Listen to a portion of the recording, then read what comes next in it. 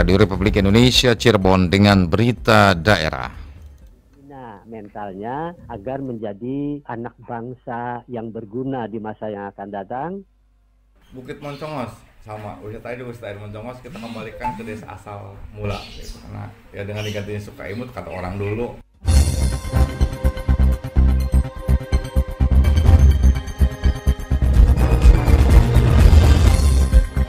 Sari berita. Pembekalan ilmu agama sangat penting untuk membentengi generasi muda dari jerat narkoba. Mengisi waktu libur, mencoba tantangan menyusuri Sungai Cisanggarung di wisata air Moncongos Kuningan. Bersama saya Iskandar Zulkarnain, inilah berita daerah selengkapnya. Pendengar, pembekalan ilmu agama sangat penting untuk membentengi generasi muda dari jerat narkoba. Mulai SD atau paling tidak SMP, anak-anak sudah harus berada di lingkungan yang steril, yaitu di pondok pesantren. Peredaran narkoba di Indonesia masih sangat mengkhawatirkan meski pemerintah gencar melakukan pemberantasan serta memberikan hukuman yang berat bagi pelakunya. Hal tersebut ditegaskan tokoh ulama di Kabupaten Cirebon, Kiai Haji Mukhlisin Mujari saat dikonfirmasi RRI terkait peredaran narkoba di Indonesia. Menurut Kiai Haji Mukhlisin Mujari, peredaran narkoba saat ini tidak hanya menyasar kalangan remaja dan dewasa, tapi juga sudah merambah hingga ke anak-anak. Pembekalan ilmu agama kepada generasi muda harus dilakukan sejak dini, sehingga tidak mudah terpengaruh dari jerat narkoba. Satu-satunya cara, mulai sejak dini, mulai SD atau paling tidak SMP, anak-anak sudah harus berada di lingkungan yang steril, yaitu di pondok pesantren, yang ustadznya, kiainya selalu mengawasi anak-anak supaya tidak kecanduan narkoba. Kemudian yang kedua, dibina mentalnya agar menjadi anak bangsa yang berguna di masa yang akan datang, dan kemudian memiliki budaya-budaya yang luhur seperti nenek moyang bangsa Indonesia. Kiai Haji Mukhlisin Mujari merasa prihatin dengan peredaran narkoba yang semakin mengkhawatirkan, sehingga akan sangat sulit untuk mewujudkan Indonesia yang bebas dari narkoba. Dirinya menghimbau kepada generasi muda untuk mengisi aktivitas sehari-hari dengan kegiatan yang positif sehingga bisa menjauhkan dari pengaruh negatif seperti narkoba. Alex Sunardi melaporkan.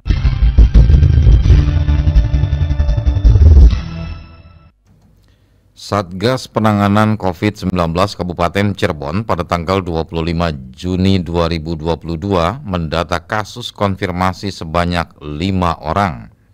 Kasih Surveillance dan Imunisasi Dinas Kesehatan Kabupaten Cirebon, Dendi Hamdi, membenarkan data tersebut. Dari kasus itu, 2 orang masih dalam perawatan rumah sakit dan 3 orang melakukan isolasi mandiri. Selain itu, pihaknya menemukan penambahan 3 kontak erat baru. Seiring dengan libur sekolah, Dendi mengimbau agar masyarakat tetap menerapkan protokol kesehatan dalam setiap aktivitas. Apalagi dengan kemunculan varian baru BA4 dan BA5 COVID-19 yang penyebarannya perlu diwaspadai bersama.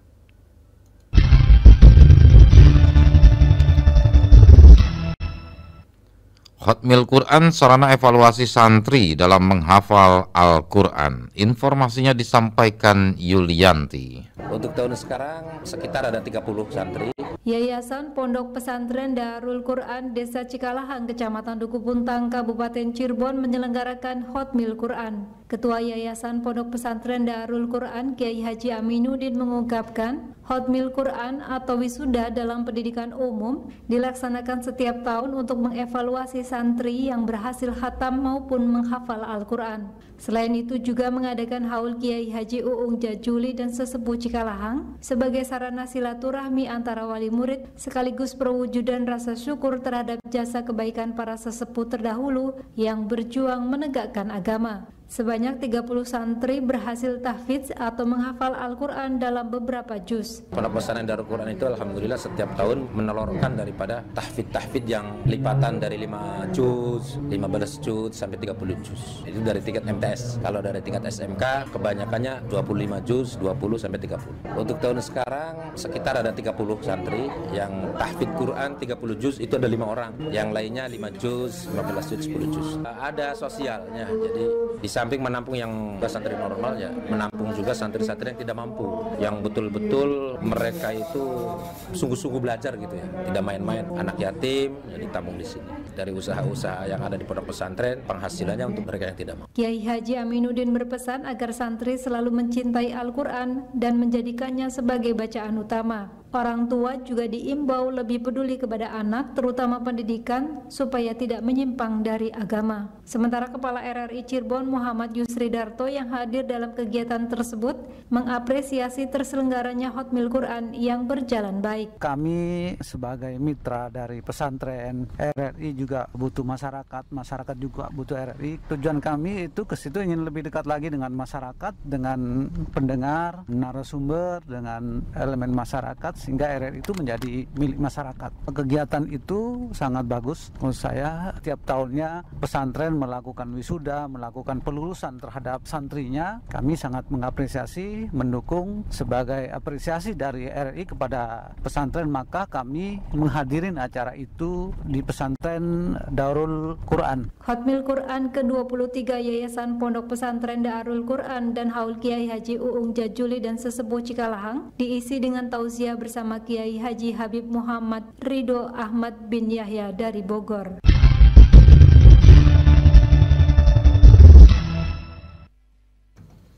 Era digital menuntut semua lembaga ataupun perusahaan bertransformasi ke digital, termasuk salah satunya Badan Amil Zakat Nasional Basnas Kabupaten Majalengka.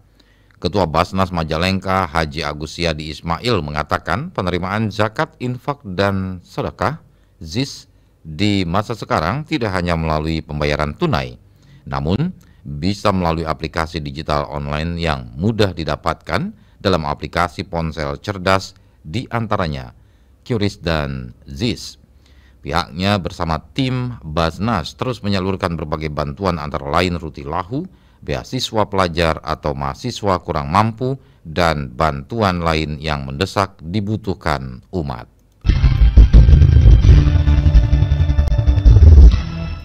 Penataan dan penghijauan lingkungan terus dilakukan di wilayah kota Cirebon. Yang harapannya tentunya itu tadi bagaimana mewujudkan kota Cirebon ini lingkungan hidupnya sehat. Penataan kota Cirebon dari sisi penghijauan wilayah terus dilakukan dengan sebaik mungkin. Hal tersebut diungkapkan Sekretaris Dinas Lingkungan Hidup Kota Cirebon Ujianto Wahyu Utomo kepada RRI. Menurutnya berbagai program kerja telah dan tengah dilakukan untuk penataan dan penghijauan wilayah kota Cirebon sesuai yang diharapkan Wali Kota Cirebon. Dinas Lingkungan Hidup melaksanakan, menjabarkan dan melakukan percepatan apa yang sudah menjadi visi Bapak Wali Kota, salah satunya adalah visi hijau. Hal tersebut kita jabarkan, kita terjemahkan bagaimana kita mewujudkan lingkungan hidup yang sehat. Banyak program dan kegiatan yang sudah kita laksanakan dan akan terus kita laksanakan. Salah satunya yaitu bagaimana kita melakukan tata lingkungan, kemudian bagaimana kita melaksanakan program pengendalian baik itu pencemaran maupun kerusakan lingkungan, dan banyak lagi program-program yang saat ini sedang kita laksanakan.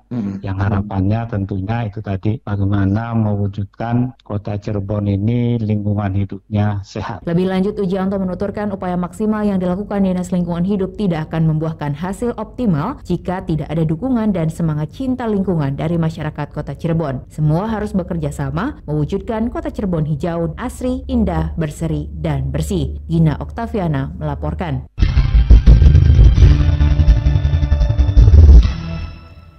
Untuk mengantisipasi lonjakan penumpang saat liburan sekolah, PT KAI Daop 3 Cirebon menambah perjalanan kereta api KA. Jumlah kereta api perjalanan ke arah Jakarta menjadi 5 kali keberangkatan. Manajer Humas PT KAI Daop 3 Cirebon, Suprapto mengatakan, selama periode liburan sekolah atau 30 Juni akan terdapat rata-rata 99 perjalanan kereta api jarak jauh setiap harinya. Diprediksi, kondisi jumlah penumpang kereta api akan kembali mengalami peningkatan. Walaupun masa pandemi mereda, pihaknya masih memberlakukan persyaratan tertentu bagi calon penumpang sesuai dengan Surat Edaran Kemenhub nomor 57 tahun 2022. Ia memastikan agar seluruh pelanggan menerapkan protokol kesehatan yang telah ditetapkan pemerintah.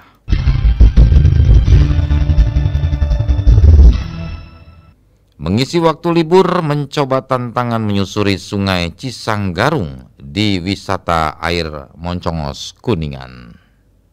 Moncongos itu orang kerja apapun ya semangat. Bingung untuk nikmati akhir pekan? Sebaiknya jernihkan pikiran Anda dengan menikmati wisata alam terbuka di wisata air Moncongos, Desa Sukaimut, Kecamatan Garawangi. Letak Desa Sukaimut tidak jauh dari pusat pemerintahan Kabupaten Kuningan, yaitu sekitar 6 km. Wisata air Moncongos pas sekali bagi Anda yang suka dengan tantangan menggunakan ban donat atau river tubing. Anda bisa merasakan langsung arus dan dinginnya aliran Sungai Cisanggarung sejauh 1 km atau 45 menit perjalanan. Selain menggunakan ban donat, ada kendaraan lain untuk menikmati sejuknya suasana alami khas pedesaan dengan menggunakan perahu untuk 4 orang. Untuk keamanan, jangan khawatir. Saat Anda menikmati wisata air Moncongos, pengelola telah menyiapkan keamanan dan kenyamanan pengendaranya. Selain itu, para guide yang terampil dengan sigap akan mendampingi para pengunjung agar terhindar dari bahaya. Perlu diketahui nih, wisata river tubing berkembang di Indonesia sejak tahun 1990, tepatnya di Sungai Alas, Aceh. Barulah 5 hingga 10 tahun belakangan, donat boat mulai populer di berbagai provinsi di Indonesia. Salah satunya di Kabupaten Kuningan ini. Ketua BUMDes Sukaimut, Adi Hardiansah, mengatakan banyak pengunjung yang datang tidak hanya dari Kabupaten Kuningan, bahkan sampai dari Bandung dan Jakarta juga loh. Di lain waktu, Kepala Desa Sukaimut Uka Soekarno mengungkapkan nama Moncongos adalah nama desa terdahulu sebelum diganti pada tahun 1965 oleh Gubernur Jawa Barat Mahudi. Bukit Moncongos sama wisata air Moncongos kita kembalikan ke desa asal mula gitu. Karena ya dengan digantinya Sukaimut kata orang dulu, jadi kebanyakan senyum marales gitu. Kalau lagi di Moncongos itu orang kerja apapun ya semangat. Tapi sekarang alhamdulillah kemarin juga pembersihan lahan swadaya hari mencapai ada 50 orang. Jadi alhamdulillah masyarakat semangat. Ya saya juga sebagai kepala desa ya termotivasi lah untuk terus mengembangkan. Kenapa? Kalau wisata itu ya nggak ada matinya kasarnya gitu. Yang penting kita ada inovasi, ada pembaharuan segala macam, ya orang pasti akan terus datang. Kala itu nama Moncongos adalah kampung paling aman dan disegani oleh orang luar. Tak hanya itu, sambung Uka, Moncongos juga memiliki arti cahaya yang ada di depan mata. Dikatakan Uka, Desa Sukaimut adalah pemekaran dari Desa Dukuh Dalem yang terbagi menjadi 3 pada tahun 1946, yakni Desa Dukuh Dalem yang telah berganti nama dengan Desa Tambakbaya, Desa Cikananga, dan Desa Sukaimut. Andini Rahmawati melaporkan.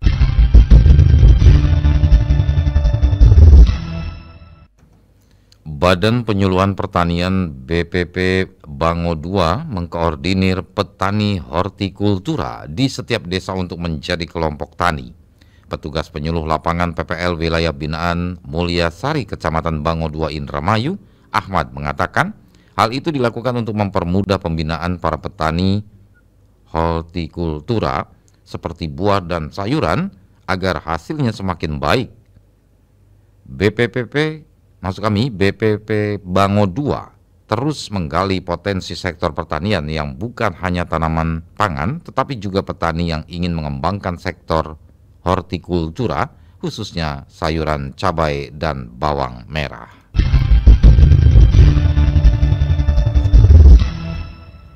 Saudara, kini kita ikuti berita olahraga. Berita olahraga. Berita olahraga. KONI Kota Cirebon terus matangkan persiapan menuju perhelatan babak utama Porprov Jawa Barat akhir tahun 2022. Menandatangani pernyataan keikutsertaan dan itu sudah kami lakukan sesuai dengan deadline-nya 20 Juni yang lalu. Persiapan menuju ajang Pekan Olahraga Provinsi Porprov Jawa Barat akhir tahun 2022 mendatang terus dilakukan oleh seluruh pengurus KONI Kota Cirebon dengan baik dan maksimal. Hal tersebut diungkapkan Ketua Umum KONI Kota Cirebon Hajah Musilawati kepada RRI. Menurutnya berbagai rapat koordinasi antar pengurus terus dilakukan hingga yang awal adalah pendaftaran kontingen Kota Cirebon dalam keikutsertaan sebagai peserta Porprov pun sudah dilakukan dan mulai pekan depan atau akhir Juni 2022 hingga awal Juli 2022 akan dilakukan rapat terbatas dan pemanggilan seluruh cabang olahraga yang akan mengikuti ajang Porprov beserta pendataan seluruh atletnya yang dilangsungkan di kantor KONI Kota Cirebon. Alhamdulillah karena sudah ada SK dari Gubernur ya mengenai penetapan jadwal dan tempat pelaksanaan Porprov. Kemudian kami dari KONI Jabar juga diminta untuk menandatangani pernyataan keikutsertaan dan itu sudah kami lakukan sesuai dengan deadline-nya 20 Juni yang lalu ya. Kami mendaftar untuk menjadi peserta Porprov, tetapi itu pun nanti menunggu situasi sesuai dengan ketentuan yang berlaku adalah ketersediaan kemampuan anggaran pemerintah daerah dan juga pandemi ya. Mudah-mudahan semua itu bisa terlewati. Tetapi untuk persiapannya terhadap cabur kami sudah melakukan pemanggilan cabur untuk mengisi daftar atlet yang nanti akan kami verifikasi oleh tim Binpres KONI. Kemudian nanti dari hasil kajian tersebut kita akan panggil caburnya untuk sama-sama kita evaluasi sehingga mendapatkan satu data konkret dari atlet dan pelatih serta ofisial dari masing-masing cabur yang akan kita tetapkan dalam satu SK sebagai peserta Porprov. Ya. Lebih lanjut, Hajahwati berharap semua atlet yang telah lolos babak kualifikasi Porprov Jawa Barat untuk terus bersiap menuju ajang pertarungan akhir di babak utama Porprov Jawa Barat dan fokus demi meraih target juara dan membawa pulang medali emas ke Kota Cirebon. Aji Satria melaporkan.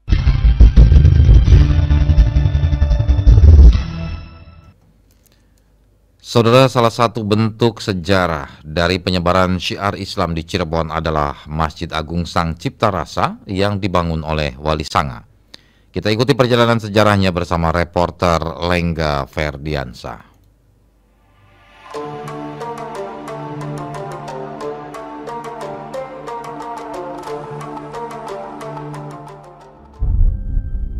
Masjid Agung Sang Cipta Rasa atau dulu sebetulnya disebut Masjid Agung Pakungwati itu dibangun tahun 1500 Masehi dan itu sebagai arsiteknya tetap Raden Cepat, kemudian memimpin proyeknya itu Kanjeng Sunan Kalijaga. Masjid Agung itu sebetulnya dulu hanya seluas yang sekarang kalau dibilang bait utamanya. Nah, sementara kalau tembok kelilingnya itu dibangun setelah generasi keempat dari Kanjeng Sunan Gunung Jati, zamannya Panembahan Ratu.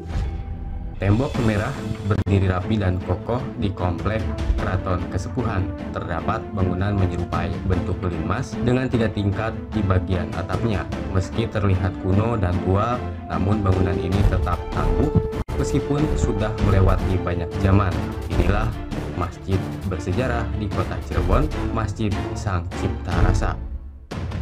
Terletak di Kelurahan Kesepuhan Kecamatan Lemah Bungkuk, Kota Cirebon, Jawa Barat, Masjid Sang Cipta Rasa dibangun pada zaman Sunan Gunung Jati tahun 1500 Masehi. Kepala Bagian Sejarah dan Pemandu Wisata Keraton Kesepuhan Cirebon, Elang Herianto mengatakan, saat itu Sunan Kalijaga dan Raden Sepat ditugaskan untuk menjadi arsitektur dalam pendirian masjid. Ratusan pekerja dari Majapahit, Demak, dan Cirebon dikerahkan untuk menyelesaikan pembangunan yang konon dikerjakan hanya dalam rentang waktu semalam. Gaya arsitektur masjid mengambil perpaduan gaya Jawa dan Hindu Majapahit. Hal ini bisa dilihat dari gapura di bagian halaman masjid dan serapi serta atap masjid yang menyerupai rumah joglo, yaitu rumah adat masyarakat Jawa. Secara umum masjid ini mempunyai 9 pintu sebagai jalan masuknya, 1 pintu utama dan 8 di sisi kanan dan kiri. Pintu utama masjid yang berukuran 240 cm hanya dibuka pada saat salat Jumat dan hari besar Islam lainnya seperti Maulid Nabi, salat Idul Fitri, dan Idul Adha. Sedangkan pintu di bagian samping dibuat lebih rendah dengan ukuran 160 cm. Hal ini menyimbolkan bahwa penghormatan dan merendahkan diri saat memasuki masjid. Selain itu, bertujuan juga untuk menyamakan bahwa kedudukan manusia di mata Tuhan sama dan sederajat. Apa istilahnya, tiang-tiang yang lama itu disanggah dengan besi. Kemudian itu kan namanya kerapyak, tempat sultan sholat itu dibangun setelah masa generasi ke-6 Sunan Gunung Jati. Jadi masa Sultan Sepuh pertama dan Sultan Anom pertama itu dibangun kerapyak untuk tempat Sultan Sepuh dan Sultan Anom sholat yang di pagar itu. Seperti itu. Di dalamnya ya kerapyak ya. Kemudian mimbar lamanya ada, mimbar yang barunya ada sekarang. Kemudian tempat pengimaman ada, di situ kan ada ukiran, kalau kita sih mengenalnya Surya Majapahit, ukiran Surya Majapahit, atau itu kan simbol kewalian, 8 juru mata angin itu simbol kewalian. Nah kemudian ya tiang ada 36 tiang besar itu di dalamnya, menggambarkan bahwa manusia itu dalam kandungan itu 36 minggu, seperti itu. Masjid Sang Cipta Rasa pada awalnya dibangun dengan 12 tiang penyangga atau saka guru yang terbuat dari kayu jati. Namun karena faktor usia, kayu penyangga ditopang dengan tiang-tiang yang terbuat dari besi serta menambahkan 18 penyangga baru saat pemugaran yang dilakukan pada tahun 1977.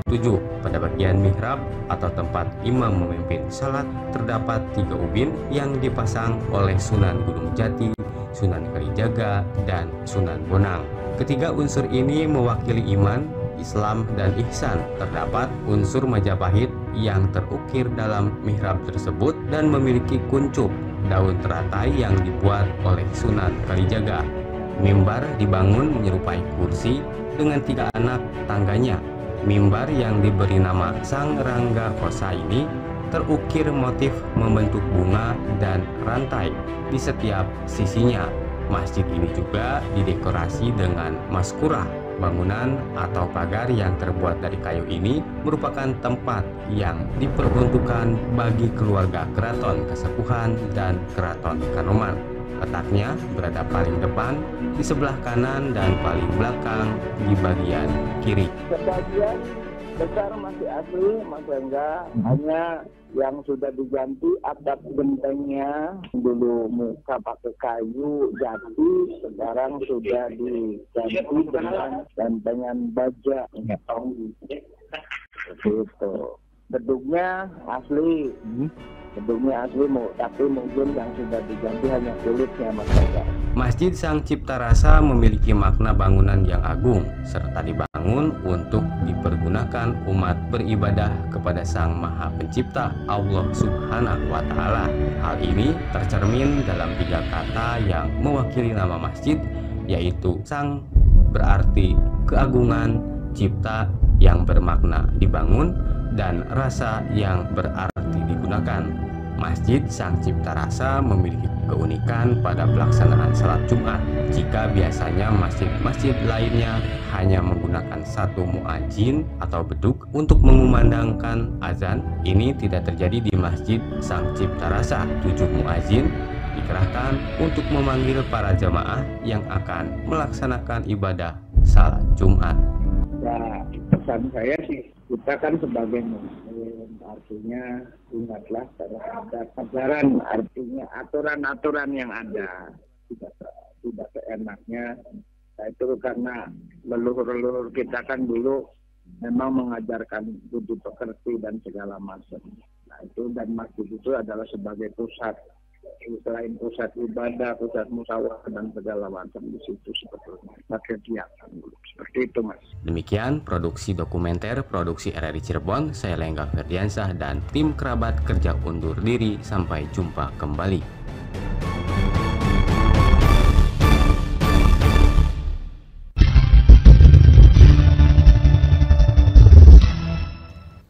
Saudara, sekian berita daerah. Selamat pagi.